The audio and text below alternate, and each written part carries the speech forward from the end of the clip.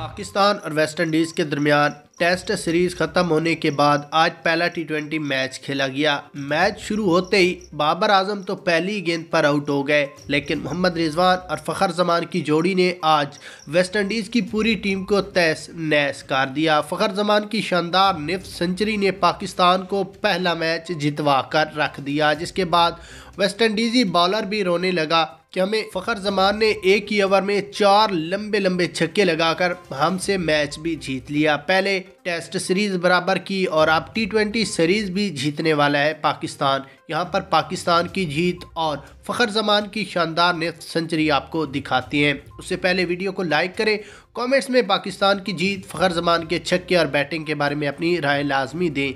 उसके बाद अगर मैच की बात कर लें तो वेस्ट इंडीज़ ने आज पहले बैटिंग करते हुए मुकर्ररा 20 ओवरों में 190 रन का टारगेट दिया, जबकि पाकिस्तान टीम बाद में बैटिंग करते हुए बाबर आजम पहली गेंद पर आउट हो गए। उसके बाद मोहम्मद रिजवान और फ़खर जमान की जब बारी आई तो फ़खर जमान ने बहुत ही अच्छी और उम्दा बैटिंग करते हुए सिर्फ 76 रन की इनिंग्स खेली और पाकिस्तान को मैच जितवाया, जिसमें मोहम्मद रिजवान ने 35 रन बनाकर आउट हुए।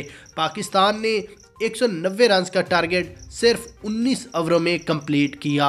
ना सिर्फ ये कंप्लीट किया बल्कि वेस्ट इंडीज़ को होम ग्राउंड में एक इबरतनाक शिकस्त भी दी है, जिसके बाद दूसरा टी20 मैच भी पाकिस्तान जीतेगा। वेस्ट इंडीज़ी कप्तान का इंटरव्यू में भी कहना था कि अगर फ़खर जमान टीम में मौजूद रहा तो ना सिर्फ ये टी20 सीरीज़ हमसे जीतेगा बल्कि ट्राई सीरीज़ और चैम्पियन ट्रॉफी भी पाकिस्तान ही जीतेगा।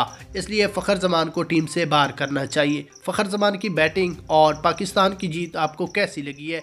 कमेंट सेक्शन में अपनी राय लाजमी दें।